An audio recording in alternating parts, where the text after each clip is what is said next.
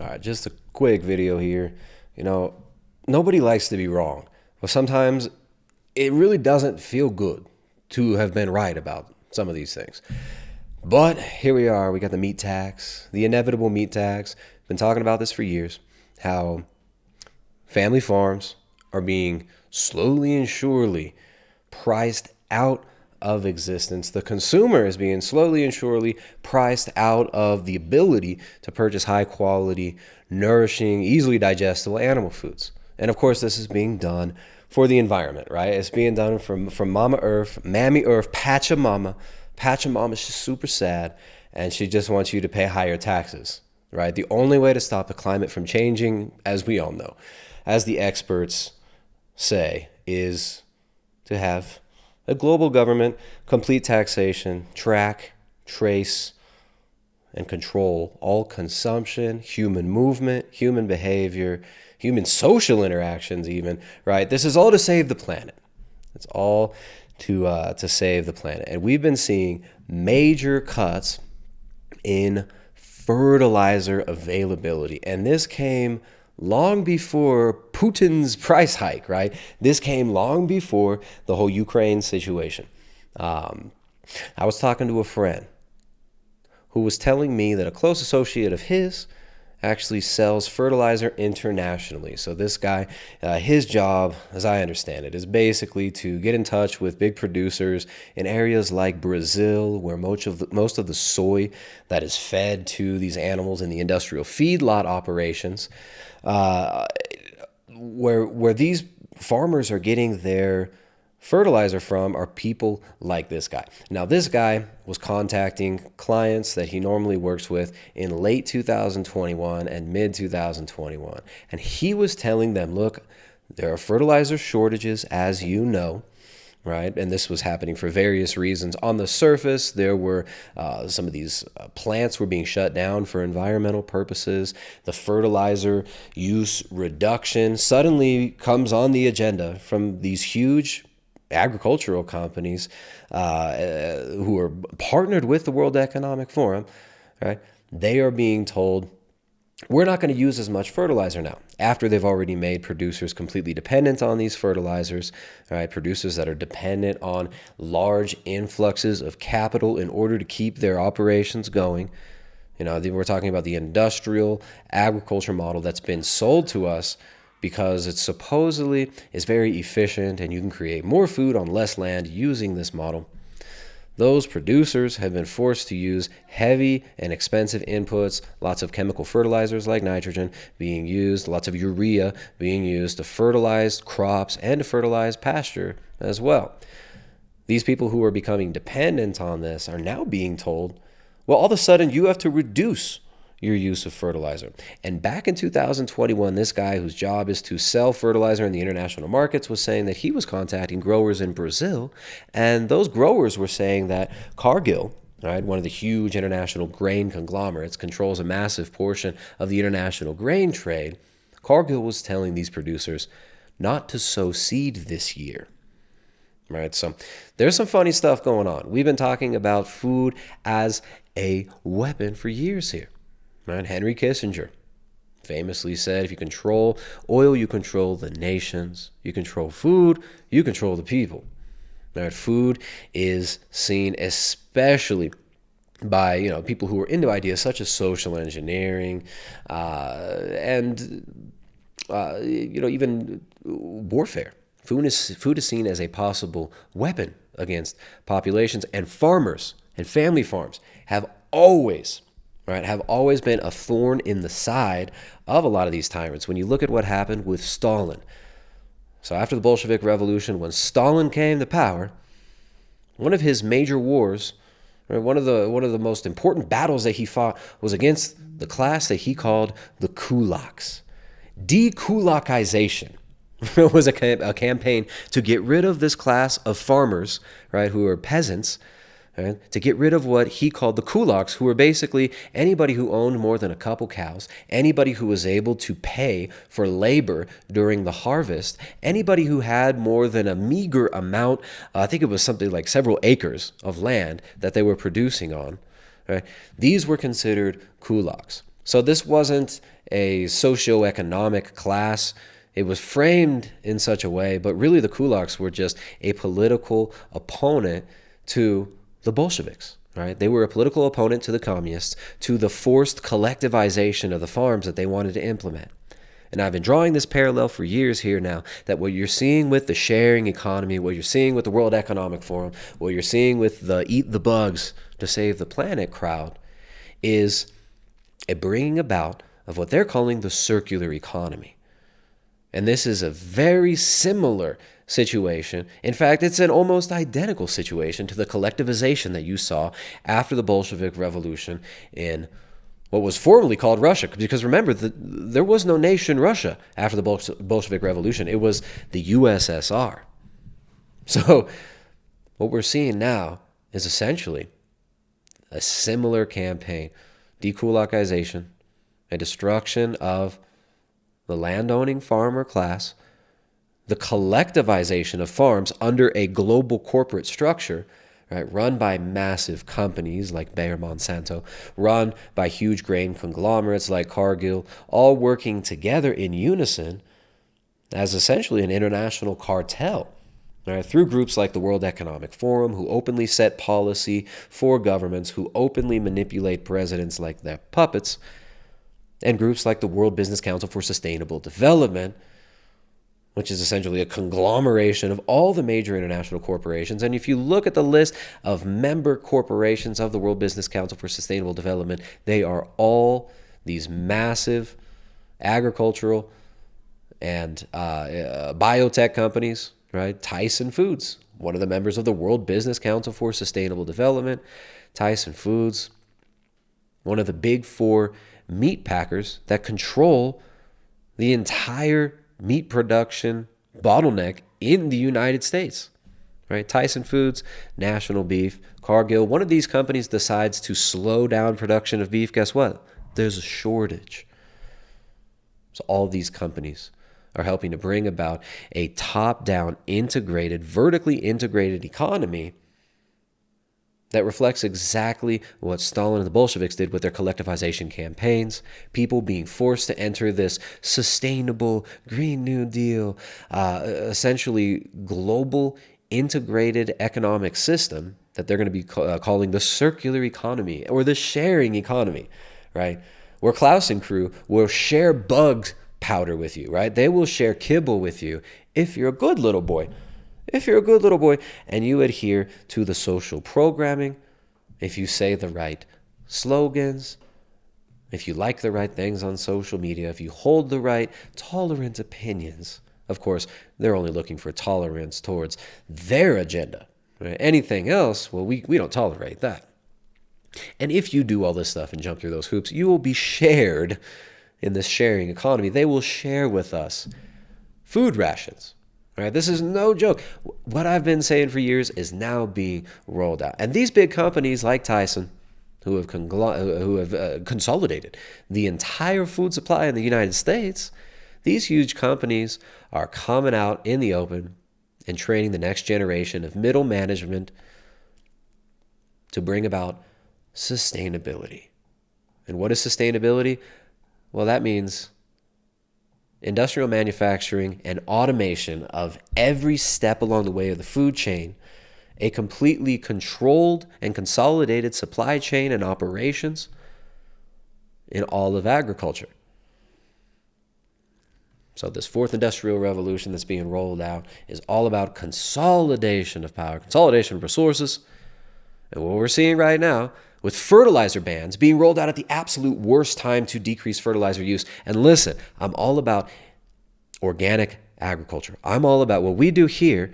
We use zero fertilizer, right? We use zero fertilizer. We actually do what this is a stupid fake circular economy claims they're going to do, right? By using locally produced foods as inputs to produce our own fertilizer from the animals that are producing improved soil quality, improved forage quality, while giving us meat, milk, eggs, right? Bioavailable protein, fat, and carbohydrates from our land here, right? Now, of course, when you do something like this, You're not going to get massive influxes of IMF loan money, but you aren't going to need, hopefully, you're not going to be needing huge amounts of fertilizer, which creates a bottleneck that can be squeezed in order to choke off the food supply at any time. Right, so we've got dozens of articles here. Pig culls and fertilizer shortages mean higher prices for British shoppers. The price of meat is being artificially driven up.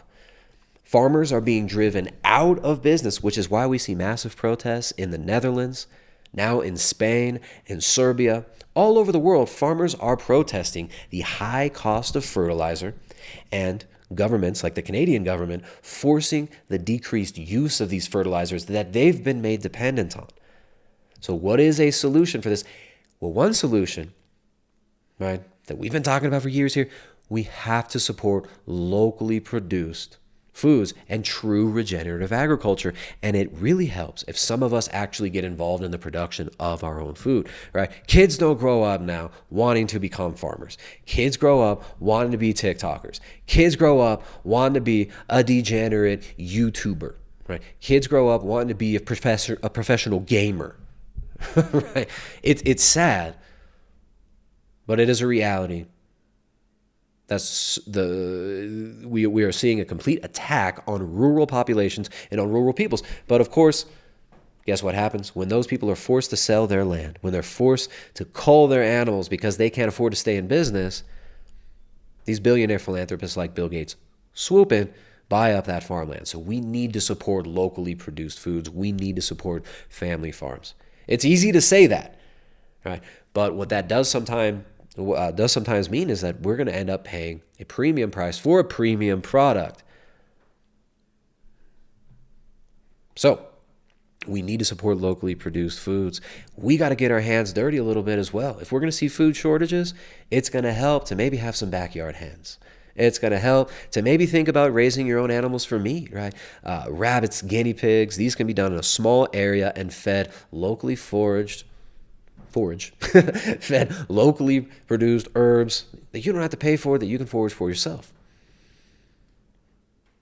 So taking steps to get our families healthy, to build our healthy communities, and to build healthy soil. This requires forethought, right? Just going to the supermarket, buying the cheapest food you can. Those days are quickly coming to an end, unfortunately. Right now, I'm no fan of the big agriculture system. I'm no fan of the heavy use of the chemical fertilizers, which is why we don't use them here. But I'm also a realist, and I understand that most of the world is dependent on these heavy chemical fertilizer inputs right now. That's the sad reality. You pull those heavy chemical fertilizer inputs off the market, you create an artificial shortage in these fertilizers, you're going to see a food shortage. Now, Canada's saying we're going to have to decrease our use of fertilizer by, what was it, like 30%? Or was it more? I mean, that's absurd. A 30% decrease in the use of fertilizer right now means about a 30% increase in your food costs, about a 30% decrease in food production, or perhaps even more than 30% decrease in food production, because many farmers are going to become bankrupt. Farmers are not doing this for money. Most farmers are not. Right? It is not a lavish lifestyle, producing your own food. But you know what? A lot of people maybe should be moving in that direction, and at least getting involved in supporting local food producers, because with these droughts we're seeing in the Midwest right now, those droughts are coming right after a fertilizer shortage. So there's a drought in fertilizer, then there's a drought which creates a shortage in pasture for these animals that are living on grass, beef, sheep, right? The ruminant animals that give us the highest quality protein, the highest quality bioavailable protein. We are seeing a shortage. We will be seeing a shortage in these animals. Now, many farmers are being forced to cull their herds. They don't have enough grass to feed the animals. There's a major drought, and they can't afford to buy hay because the fertilizer prices were driven so high that hay got so expensive that it doesn't make economic sense. These farmers are going bankrupt. They're selling off their cattle. There's going to be a shortage. We're very likely to see a shortage in breeding stock in the next few months, in the next couple years. But the farmers that have been doing this in a truly regenerative way using intensive grazing techniques such as the Allen Savory Institute teaches. Right, guys like Joel Salatin, the stuff that they teach. Those of us who are doing that don't need heavy fertilizer input and have animals that are genetically adapted to grass, that are genetically able to handle drought, right? And those farmers are more prepared for this. Right? So actually moving towards, and I know it's not easy for a lot of farmers. I'm not here to judge any of these farmers who do have to use a lot of nitrogen or urea input in order to keep their pasture, to maintain their stocking rate, just to stay afloat. But hopefully we see people moving more towards this regenerative model. And hopefully we see more people supporting locally produced foods. Because if we don't, what we're going to see real soon is they're going to be pushing these fake plant-based meats on us, right? All these big companies, these massive companies, Nestle, PepsiCo, General Mills, Kellogg's, they're all invested in this fake plant-based meat nonsense. And also, these major corporations are lobbying governments to enact taxes on beef.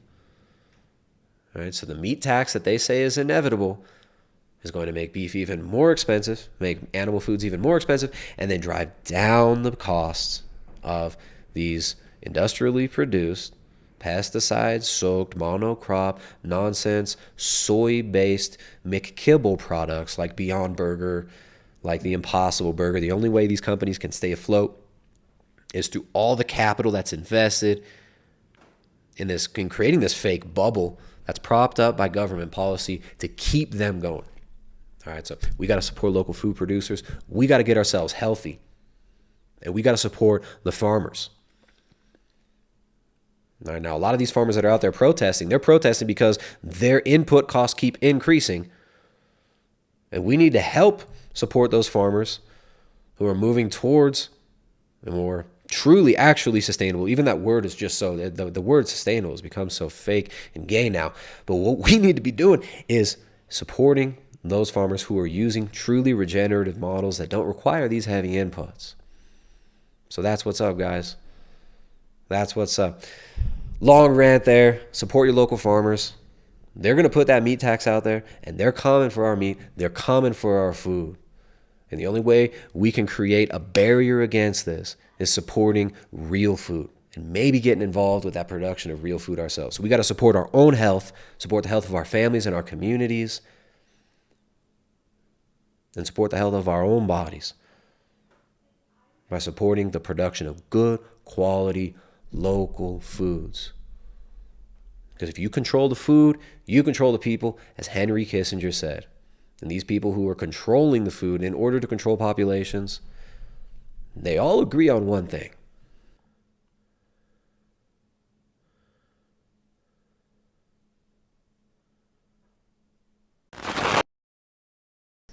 To the distinguished audience, this is a message from the World Economic Forum. We want to ensure that you do not listen to this bigot who will tell you to go to shock.com. There's the link in the description. Do not click the link in the description. It will bring you to a place where you can get highest quality adaptogens so that you can thrive.